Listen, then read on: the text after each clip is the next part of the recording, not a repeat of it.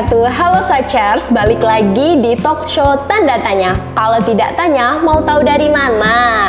Nah, kali ini kita akan membahas suatu hal yang menarik, khususnya untuk orang tua dan juga anak. Bersama saya Fardia Ayu Lestari, dan nanti akan ada narasumber yang akan menjawab rasa penasaran kita yang mau kita bahas kali ini. Kira-kira apa sih yang akan kita bahas kali ini?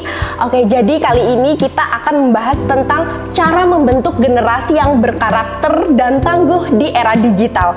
Apalagi di zaman yang semakin modern ini, banyak anak di bawah umur sudah terpapar oleh gadget dan juga sosial media. Hal ini yang menimbulkan kekhawatiran orang tua yang berdampak pada perkembangan karakter dan mental anak. Dilihat dari Komisi Perlindungan Anak Indonesia, menunjukkan bahwa terdapat lebih dari 37.000 laporan perlindungan yang diterima dalam kurun waktu 2011 sampai 2019. Dengan sekitar 2.473 kasus terjadi di lingkungan pendidikan. Wah, lumayan banyak juga ya Sachers.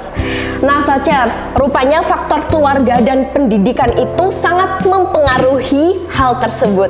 Sudah ada bersama saya Ustadz Rahmat Haryadi dari SDIT Nur Hidayah. Assalamualaikum Ustadz. Waalaikumsalam warahmatullahi wabarakatuh. Bagaimana kabarnya Ustadz? Alhamdulillah luar biasa, tetap semangat, Allahu Akbar. Masya Allah, luar biasa sekali. Alhamdulillah, luar biasa, tetap semangat. Nah, seperti yang sudah dibahas di awal tadi ya Ustadz, bahwa parenting orang tua dan sekolah itu sangat penting dan berpengaruh sekali ya bagi anak-anak ya Ustadz. Betul. Lalu bagaimana nih Ustadz cara yang dapat dilakukan oleh sekolah untuk menghadapi tantangan zaman digital ini dalam membentuk karakter anak? Karena seperti yang kita lihat saat ini nih, banyak anak-anak yang sudah kecanduan oleh adanya gadget. Jadi gimana nih Ustadz nih? Ya, tentu keluarga dan sekolah memiliki peran yang sama-sama esensi dan fondasi, penting dan mendasar untuk kemudian membentuk karakter anak yang nanti bisa dia tangguh untuk menghadapi tantangan zaman yang ada. Karena setiap zaman pasti akan ada tantangannya, dan sekarang ini tantangan yang kemudian dihadapi oleh orang tua maupun guru yang ada di sekolah adalah bagaimana kecepatan kecanggihan teknologi yang kemudian harusnya itu diimbangi dengan kokohnya atau kuatnya karakter terlebih dahulu, supaya kemudian anak ataupun orang dewasa itu bisa memanfaatkan teknologi itu dengan tepat guna. Hanya saja permasalahannya terkadang karakter anak belum terbentuk, teknologi sudah begitu cepat, dan di teknologi itu kita dapatkan banyak hal positif yang ketika kemudian kita manfaatkan dengan tepat nanti akan memberi manfaat, tapi tidak sedikit hal yang negatif yang bahkan ketika kemudian anak terpapar itu memiliki dampak yang luar biasa. Nah, saya kira tentu kita harus kemudian bisa menyikapi ini dengan arif bijaksana. Bagaimana kemudian menempatkan teknologi ini, memanfaatkannya dengan setepat-tepatnya. Semisal kalau di sekolah kami di SDIT Universitas Surakarta, kita memanfaatkan itu dalam rangka untuk meningkatkan layanan pengajaran di kelas maupun layanan pendidikan, begitu. Seperti halnya pemanfaatan untuk kemudian menampilkan pembelajaran yang aktif, kreatif, menyenangkan bagi anak-anak, itu kita butuh LCD screen, sekarang sudah ada LED sebagian, begitu.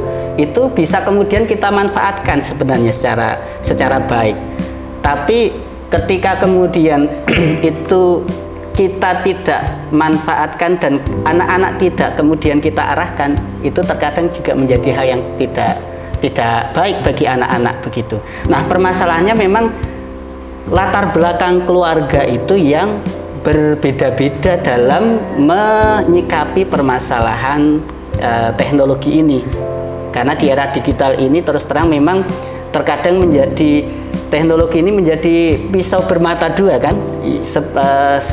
Bisa kemudian memberi manfaat tapi juga bisa memberikan madorot yang luar biasa, begitu.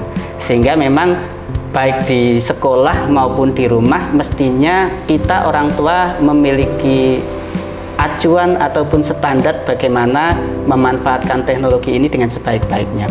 Kebetulan kalau di SDIT Hidayah Surakarta sendiri, memang anak tidak diperbolehkan membawa gadget. Jadi itu sudah dilarang gitu? Sudah dilarang. Memang sudah menjadi aturan bahwa kemudian teknologi nanti yang akan memainkan dan memaksimalkan adalah guru di sekolah untuk meningkatkan kualitas pembelajaran. Hanya saat-saat tertentu ketika memang kita membutuhkan anak membawa gadget atau laptop dalam hal ini, itu memang kemudian atas sepengetahuan dengan orang tua. Semisal ini nih, saat ini kan kita baru PSAT, penilaian sumatif akhir tahun untuk kenaikan kelas ya. Kita sudah mulai paperless untuk kelas 5 kita uji coba ini. Maka kemudian kita membawakan laptop, membolehkan anak-anak bawa laptop atau tab untuk nanti mengerjakan soalnya itu tidak menggunakan kertas lagi, tapi soal sudah dibuat menggunakan e-ujian. Nah, kalau seperti ini kan pemanfaatan teknologi yang baik. Tapi supaya lebih aman, kita memastikan guru itu mendampinginya, memanfaatkannya itu hanya sekedar pas ujian saja. Setelah itu tutup yang rapi, masukkan dalam tas, letakkan pada tempat yang aman, dan nanti dibawa pulang, besok pagi dibawa kembali ke sekolah gitu. Sehingga itu nanti akan kemudian memberikan contoh kepada anak-anak, oh penggunaan teknologi yang baik seperti ini toh. Termasuk beberapa waktu yang lalu kami kan sudah menggunakan kurikulum Merdeka untuk kelas 1, 2, 4, 5. 1, 2, 4, 5. Baru tahun besok, tahun ajaran baru besok seluruh kelas. Salah satu kegiatan di kelas 4 itu kan terkait dengan membuat minuman tradisional dari empon-empon, dari bahan-bahan tradisional. Nah, kemudian sampai pada tingkatan setelah anak-anak membuat itu, sebelumnya mengenal dahulu tahapannya begitu ya, kemudian sampai proses membuat, bagaimana memasarkannya, itu anak-anak diminta untuk membuat semacam publikasi lewat Canva. Nah, anak-anak diminta membawa HP untuk membuat desainnya itu.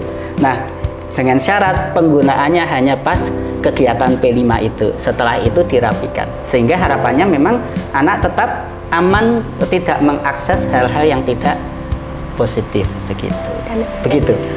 Baik, jadi pihak sekolah pun memang memberikan izin untuk anak-anak membawa alat-alat teknologi ya Pak, semisal laptop dan juga tab, itu hanya untuk pembelajaran sekolah saja gitu ya, pembelajaran buat pembelajaran ini sekolah saja. Itu sifatnya kadangkala ya, tidak setiap hari. Oh, tidak setiap hari. Tidak setiap hari. Dan itu memang dibatasi, jadi kalau memang sudah selesai penggunaannya ya sudah dimasukkan ke dalam tas ya Pak. Jadi nggak boleh dimainkan lagi. Kalau waktunya istirahat ya sudah istirahat, bermain bersama teman-teman. Jadi alatnya itu dimasukkan lagi gitu ya Ustadz. Ada aturan mainnya, sehingga insya Allah akan lebih aman, orang tua nyaman, kita guru juga nyaman begitu. Karena kan guru itu orang tua waktu di sekolah gitu ya Ustadz ya.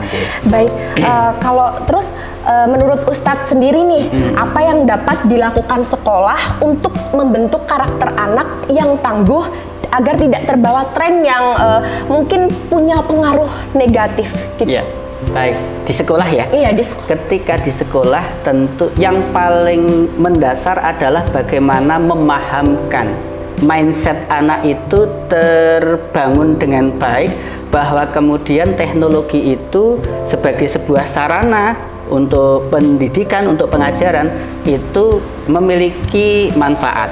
Tapi harus menyadarkan kepada anak-anak bahwa kecanggihan teknologi itu juga memiliki hal yang bersifat negatif yang harus dipahami dan dihindari.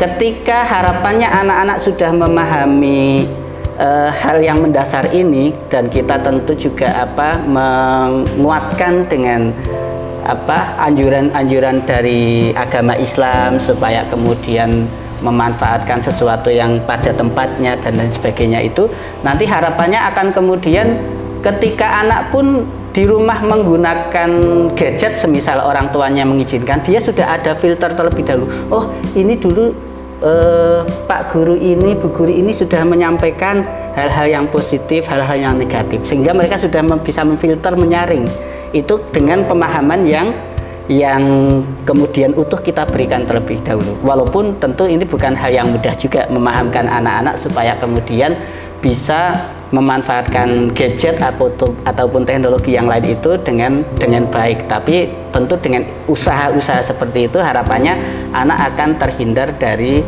dampak negatif dari gadget. Kemudian yang kedua tentu kita memang membuat aturan bahwa ke sekolah tidak boleh membawa gadget ataupun laptop ataupun HP begitu, kecuali dalam kondisi-kondisi yang memang itu harus untuk dimanfaatkan seperti tadi. Untuk tes ujian itu kan membutuhkan perangkat itu, karena kebetulan kami di sekolah belum semuanya terfasilitasi. Di lab komputer kami baru 30 komputer yang terkoneksi internet, yang biasanya untuk pembelajaran TIK begitu kan. Kemudian tab yang kemudian di ini juga masih belum terbatas, padahal jumlah murid yang harus ikut ujian ada 126. Nah, otomatis kita harus komunikasi baik dengan orang tua, kemudian mengajak partisipasi orang tua. Mereka yang punya laptop di rumah dan tidak digunakan untuk dipinjamkan dulu kepada anaknya. Untuk kegiatan apa? Kegiatan yang positif tadi, yang untuk ujian, yang untuk pembelajaran, yang sifatnya sekiranya itu memang membutuhkan IT tersebut. Dan kita biasanya akan kemudian meminta anak untuk membawa laptop dan lain sebagainya itu sesuai dengan kebutuhan. Seperti halnya termasuk kemarin kita ada ekstrakurikuler jurnalistik ya.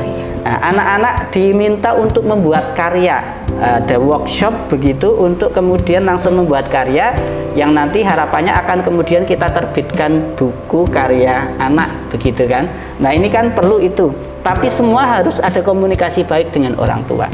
Termasuk ketika kemarin pelaksanaan untuk ujian ya, kita komunikasi dahulu via Zoom, memanfaatkan teknologi juga, tidak harus menghadirkan orang tua ke sekolah. Begitu. Dan lebih maksimal kehadirannya ketika dilaksanakan di malam hari, kita sudah agak santai, rileks begitu. Kemudian kita laksanakan Zoom dan luar biasa antusiasme orang tua untuk kemudian menyambut program sekolah yang itu baik begitu, sangat luar biasa untuk kemudian saling bersinergi begitu ya. Jadi aturan main tetap ada, bahwa secara umum kita memang tidak membolehkan anak membawa gadget begitu. Kalau sudah di rumah memang itu sudah dengan orang tua kita sifatnya menghimbau ya. Tapi memang ya kalau kemudian kita melarang itu privasi keluarga juga sepertinya kurang bijaksana begitu. Tapi kalau dilihat dari ini Pak Ustadz, adik-adik SD itu sendiri ini, kalau misalkan itu sudah aturannya sudah tidak boleh membawa HP katakanlah seperti itu ya. Ini ada nggak sih Ustadz yang masih ngeyel karena namanya juga anak-anak gitu kan? Itu masih ada nggak sih Ustadz? Alhamdulillah sejauh ini tidak. Mereka relatif patuh dengan aturan main yang ada di sekolah begitu. Jadi memang benar-benar menaati peraturan yang ada di sekolah gitu. Termasuk ya itu tadi, komunikasi yang hangat dengan orang tua kan mesti harus terus terbangun ya. Jadi misalkan mengapa kemudian anak harus membawa gadget dalam hal untuk ujian atau untuk ekskul jurnalistik atau untuk yang tadi kegiatan P5, itu pasti orang tua akan membawakan atau tidak itu ketika ada edaran resmi dari sekolah, ada pemberitahuan resmi dari sekolah. Sepanjang tidak, orang tua alhamdulillah sejauh ini juga mematuhi aturan main sehingga mereka tidak akan membawakan gadget ke sekolah. Dan sampai sekarang belum ditemukan kasus anak kedapatan membawa gadget begitu ya. Begitu dalam artian yang kegiatan reguler. Kalau misalkan mereka dalam kegiatan, karena kita kan ada pengajian keluarga juga ya, yang dari rumah ke rumah begitu. Mereka terkadang dengan anaknya membawakan gadget karena bersama dengan orang tuanya begitu.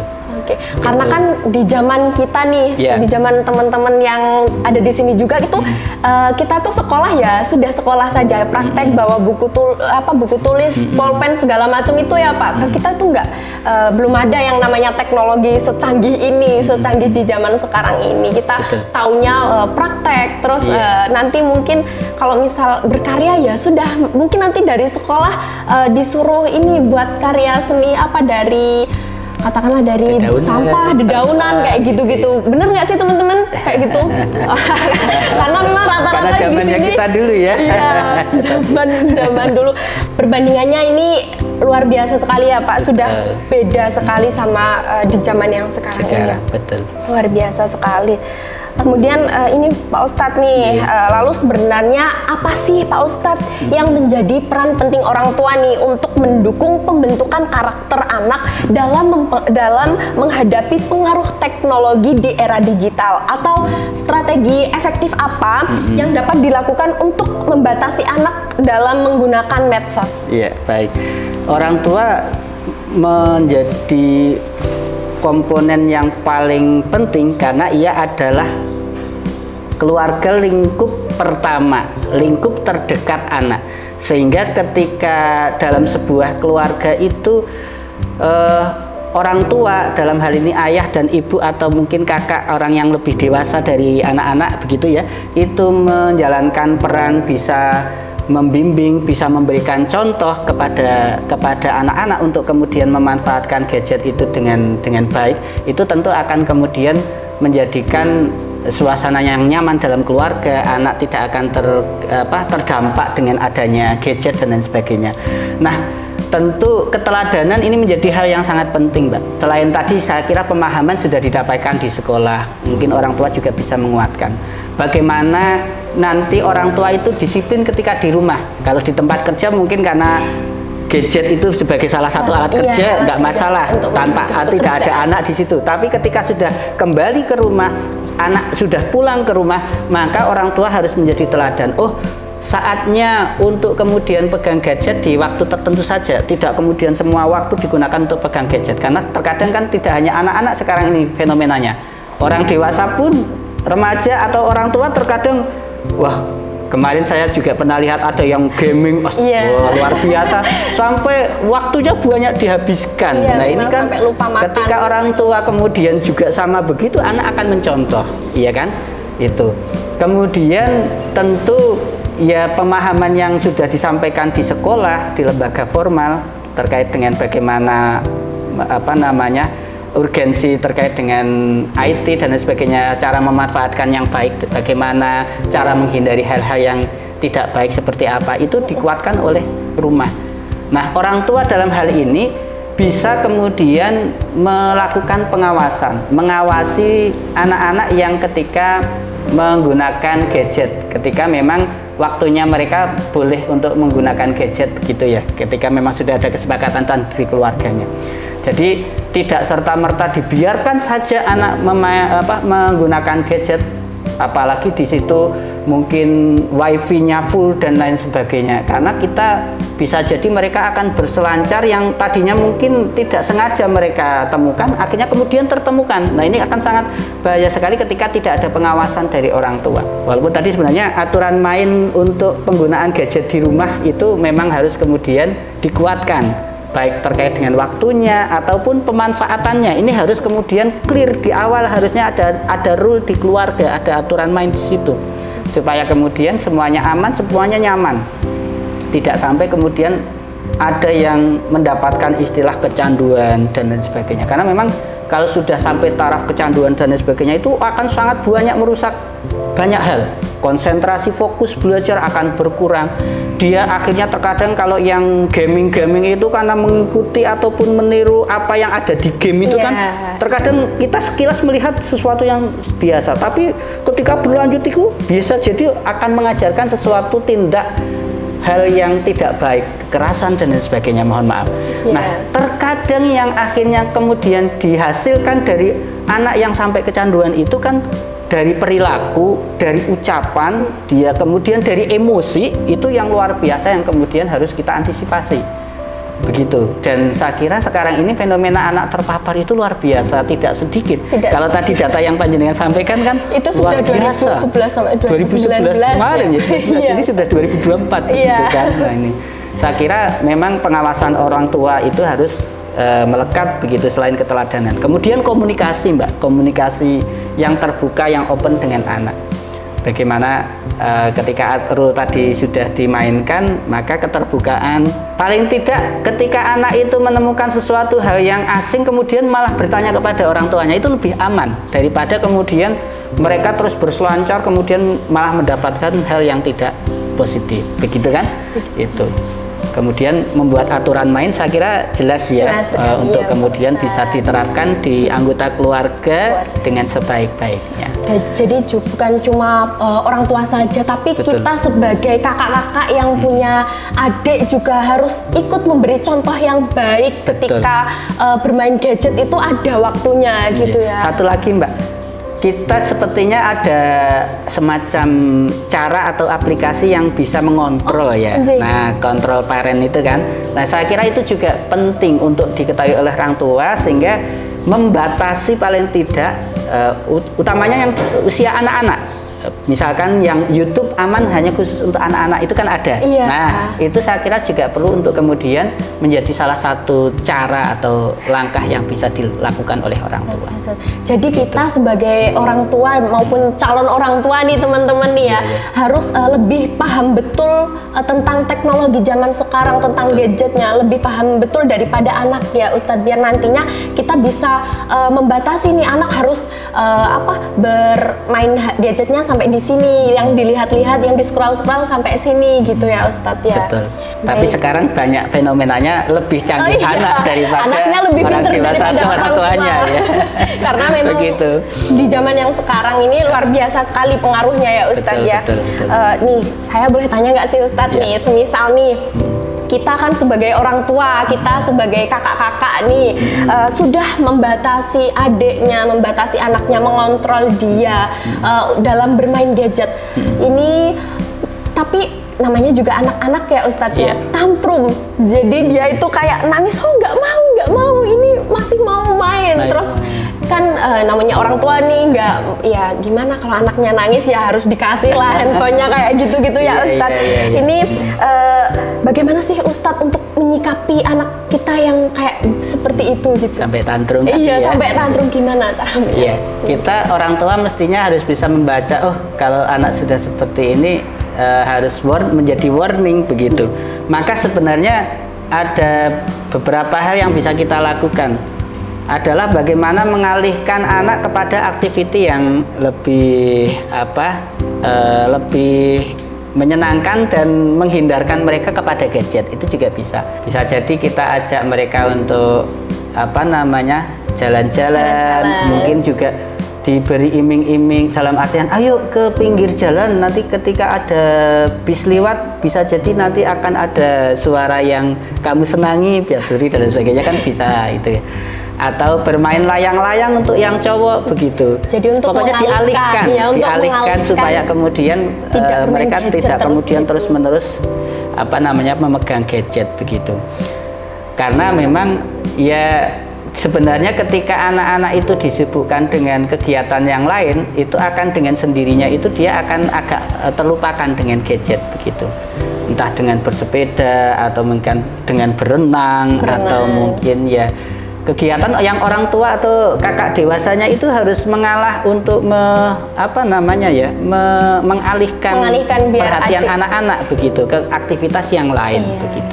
Mengenalkan alam-alam juga. Betul. Penting. Makanya juga sebenarnya salah satu tugas orang tua ataupun ya utamanya ini orang tua ya atau kakak dewasa di rumah itu adalah bagaimana mengajak anak-anak atau adik-adiknya itu lebih banyak bersosialisasi di lingkungan tempat tinggalnya.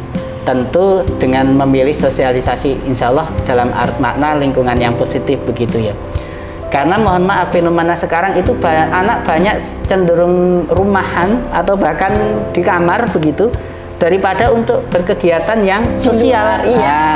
Sebenarnya kan banyak ya di lingkungan kita ada kegiatan TPA misalkan, itu kan positif bisa mengalihkan, atau kegiatan bermain bersama dengan teman sebayanya dan lain sebagainya. Bola gitu ya. Main bola atau sepedaan, atau kalau yang putri mungkin lompat tali ya. Iya, zaman dulu saya gitu Pak Ustadz. Jadi kalau nggak ada yang namanya gadget itu kita main lompat tali, yang laki-laki main gobak sodor. Iya, seperti gitu kan. Itu Ustadz. Iya, karena memang sepertinya kegiatan-kegiatan yang bisa mengalihkan itu harus kemudian sangat diperhatikan oleh orang tua, biar kemudian anak-anak kita atau adik-adik kita itu tidak memiliki dalam tanda kutip penyakit komunikasi sosial ya. Artinya mereka kemudian jarang berinteraksi dan lain sebagainya. Karena apa? Bisa jadi itu karena pengaruh gadget yang berlebihan sampai pada taraf kecanduan. Nah, kita orang dewasa atau orang tua punya peran untuk bisa mengalihkan pada kegiatan yang positif. Gitu. Lebih banyak kegiatan yang sosial gitu. Betul. Ya Ustaz. Kalau memang misalkan orang tua bisa menambah ekskul misalkan, atau bimbel atau apa, itu saya kira akan semakin juga positif begitu. Tapi bisa jadi ya itu orang tua akan mempertimbangkan terkait dengan hal-hal yang lain begitu ya. Tapi bagaimana mengalihkan supaya anak atau adik kita itu bermain gadget terlalu lama, itu penting bagi kita untuk mengalihkan pada kegiatan yang lain. Jadi gitu Socers, kita sebagai kakak nih ya Ustadz ya, kita sebagai kakak atau calon orang tua ini penting banget gimana caranya kita itu bisa mengalihkan adik-adik kita jangan sampai terpaku pada gadget gitu ya Ustadz. Nanti kita harus memberikan contoh yang baik, kita ajak mungkin kalau yang cewek bisa diajak masak biar nanti besarnya juga iya. Terus yang laki-laki juga mungkin bisa membantu bapak, mungkin cuci motor itu juga bisa ya Ustadz ya. Cuci mobil, cuci motor. Baik, penting nih buat kita nih teman-teman Socers. Apalagi calon-calon orang tua kayak kita gini ya. Ini harus training dulu ya. Iya. Betul. Luar biasa sekali, training dulu, betul. Baik. Terus kalau yang ini nih Ustadz, kalau dilihat dari perspektif pendidikan nih, bagaimana dampak keluarga yang harmonis atau disfungsional terhadap pembentukan karakter anak terutama di era digital? Baik, keluarga harmonis yang utuh, yang ayem, yang di sana ada penuh kasih sayang, saling menjaga, saling menolong, itu tentu secara perkembangan psikologis anak akan sangat berpengaruh sekali. Sehingga ini menjadi satu idaman saya kira di semua keluarga, supaya kemudian tumbuh kembangnya anak baik secara fisik maupun secara non fisik itu akan bisa berjalan dengan baik, dengan maksimal begitu. Nah, saya kira keluarga yang kemudian dalam kebersamaan, saling kasih sayang begitu akan bahkan menyiapkan anak-anaknya itu sedari ini calon ibu ya dari mengandung itu sudah dibina atau dididik supaya nanti anak-anak benar-benar memiliki sifat-sifat ataupun karakter yang kita harapkan. Nah, besok panjenengan misalkan ketika kemudian sudah berkeluarga, kok sudah dikaruniai oleh Allah ngandut atau mengandung begitu, maka bisa dimulai dari situ dengan misalkan dibacakan Al-Quran, dengarkan murotal, ikut sholat dan lain sebagainya. Kalau dalam Islam kan seperti itu, sehingga anak itu sudah tumbuh sehat secara psikologisnya itu sedari bayi begitu ya, dari kecil. Nah, ini saya kira dalam ajaran Islam sangat-sangat baik sekali ya kalau itu bisa kemudian ditunaikan. Bahkan informasi dari Pak Dokter Bu Dokter itu kan ketika sang ibu baru mengandung itu kemudian sujud ruku, sujud riko, itu sebenarnya secara alamiah akan membantu kelancaran pada proses nanti ketika persalinan begitu kan, melahirkan. Tentu itu kalau sedari awal, ketika kemudian ananda kita sudah mulai beranjak dewasa besar begitu ya, tentu bagaimana kita membersamai anak di keluarga kita masing-masing itu nanti akan penuh dengan kasih sayang ketika orang tua harmonis, sehingga harapannya anak-anak akan tumbuh dalam lingkungan yang sehat, lingkungan yang baik, dan mereka akan berkembang dengan baik, baik secara akliyahnya, pikirannya, maupun secara sentuhan rasa dan banyak hal ya, termasuk kemampuan life skill yang harus kemudian mereka miliki. Berbeda ketika broken home atau tadi disfungsi keluarga ya, itu nanti akan menjadikan anak kemudian tidak nyaman di rumah, secara perkembangan psikologisnya akan terganggu, sehingga kemudian akan menjadikan bisa jadi mereka melakukan pelarian-pelarian yang negatif. Bisa jadi sampai pada tindakan yang tidak terpuji ketika orang tua tidak harmonis. Dalam artian kekerasan dalam rumah tangga, mungkin anak mendapatkan bullying dari keluarganya sendiri dan lain sebagainya. Sehingga memang kita berharap keluarga-keluarga Indonesia begitu ya, keluarga yang utuh, keluarga yang harmonis, dan itu semuanya sebenarnya landasannya adalah dari keyakinan agama kita begitu. Ketika keyakinan agama kita baik, kemudian kita memiliki akhlak yang baik, semuanya akan kemudian keluarganya akan menjaga kebaikan-kebaikan itu dalam harmoni keluarga.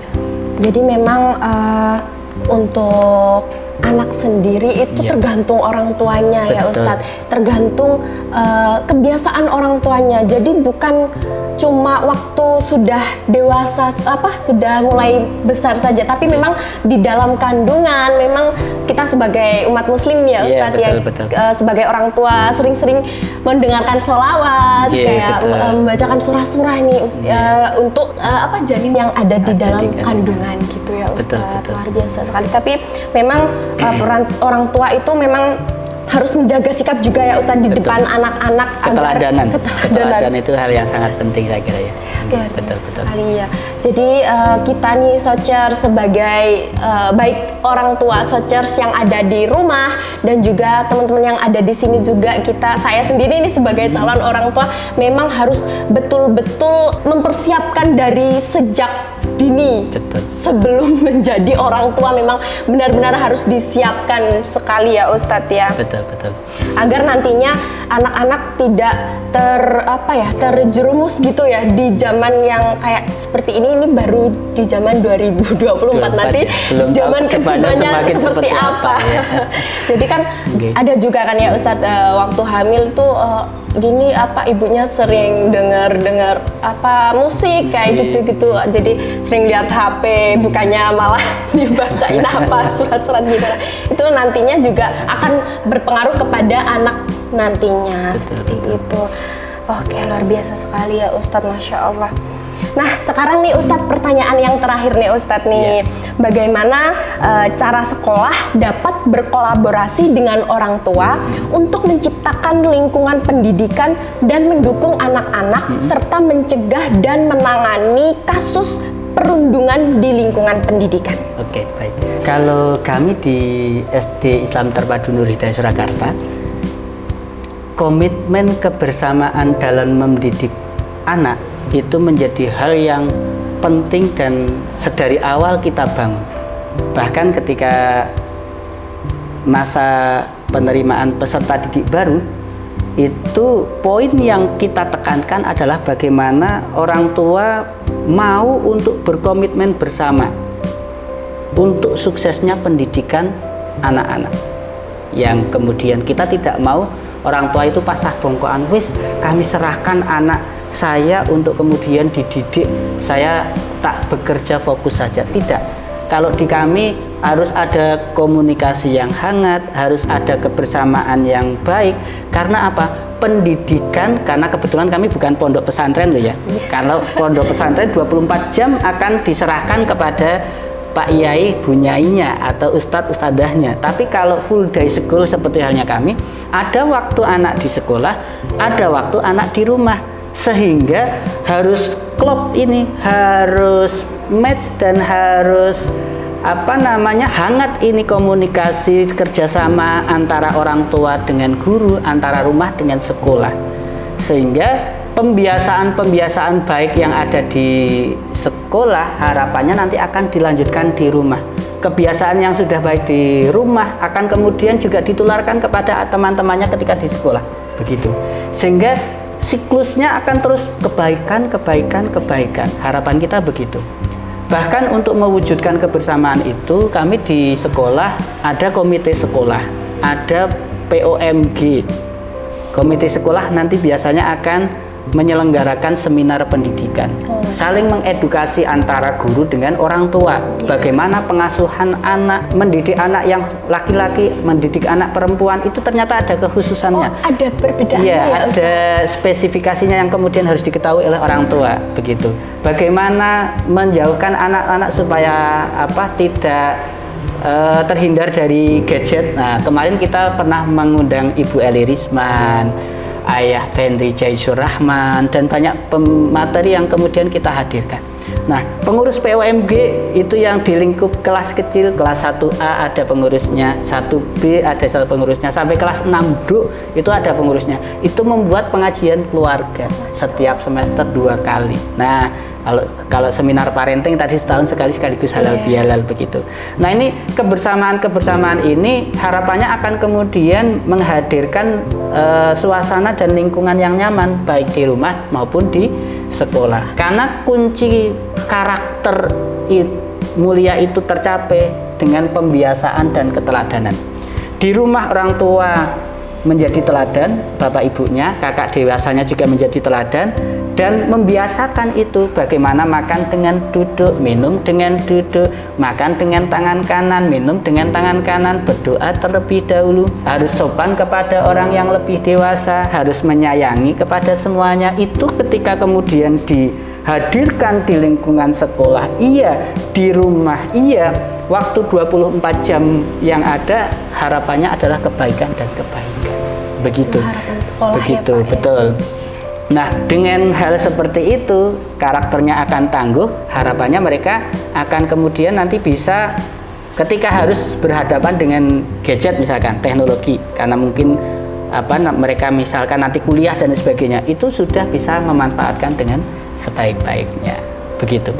Jadi memang selain dari sekolah pun pihak orang tua memang sangatlah penting ya, Ustadz. Betul. Karena kan memang kalau anak-anak di sekolah itu sekolah mengawasi tidak 24 jam. Jadi karena memang waktu sekolah saja ya Ustadz. Sedangkan kalau di luar sekolah, pihak sekolah hanya menghimbau orang tua karena yang mengawasi sepenuhnya itu orang tua. Jadi lebih pentingnya pengawasan orang tua terhadap anak seperti itu ya Ustadz. Betul.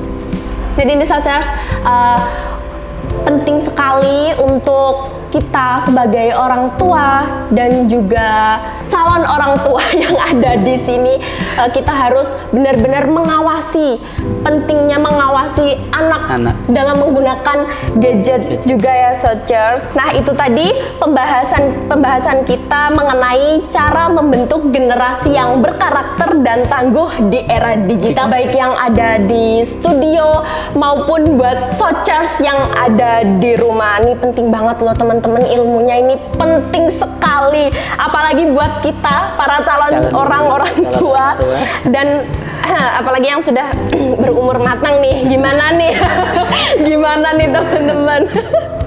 Jadi mahal loh ini ilmunya ya Ustadz, ya mahal sekali. Jadi Sochers paham banget ya kalau ternyata pembentukan karakter ini yang tangguh sangat berpengaruh dari pihak rumah maupun pendidikan, seperti itu ya Ustadz. Dan ternyata ada juga beberapa cara yang dapat dilakukan orang tua dalam menjaga anak tadi ya Ustadz, agar terhindar dari hal-hal negatif yang dipaparkan oleh media sosial. Sebelum ditutup nih Ustadz nih, kita boleh minta statement, kata-kata closing, kata-kata penutup nih sebelum kita tutup ya teman-teman ya, agar teman-teman Sochers di rumah biar tahu nih gimana sih caranya membentuk karakter anak yang biar tidak terpapar sekali dengan gadget nih Ustadz. Monggo. Baik, Sahabat keluarga Indonesia yang berbahagia dimanapun berada, tentu setiap zaman ada tantangannya. Salah satu sahabat Rasulullah menyampaikan, didiklah anakmu sesuai dengan zamannya. Maka ketika saat ini kita berada di zaman yang penuh kecanggihan teknologi, gadget dan lain sebagainya, maka kita sebagai orang tua harus bisa mendidik dan mendampingi anak-anak sesuai dengan zaman yang sekarang kita ada. Tentu kita harus bijaksana, wisdom dalam menyikapi perkembangan teknologi yang ada. Kita ambil sisi positifnya menjadi sarana yang kemudian menunjang seluruh proses kehidupan kita, tapi tentu kita hindari hal-hal yang itu bisa merugikan keluarga kita, utamanya tentu untuk anak-anak kita. Sehingga harapannya dengan kebijaksanaan dari masing-masing ayah, bunda dan keluarga Indonesia semuanya nanti akan kemudian menjadikan kecanggihan teknologi ini justru akan memberikan manfaat yang luar biasa kepada anak-anak kita. Kita berharap anak-anak Indonesia akan kemudian terus tumbuh sehat, cerdas, dan kemudian memiliki karakter kokoh kuat untuk ke depan mereka akan menjadi penerus pemimpin bangsa Indonesia, insya Allah. Selamat untuk berkolaborasi dengan sekolah masing-masing ayah bunda, karena memang pendidikan karakter itu akan berhasil ketika 3 pilar pendidikan itu semuanya menjalankan fungsinya dengan baik. Pilar keluarga, pilar sekolah, dan pilar masyarakat. Ketika ketiganya bergotong royong untuk mewujudkan pendidikan yang terbaik, insya Allah akan hadir generasi-generasi yang terbaik.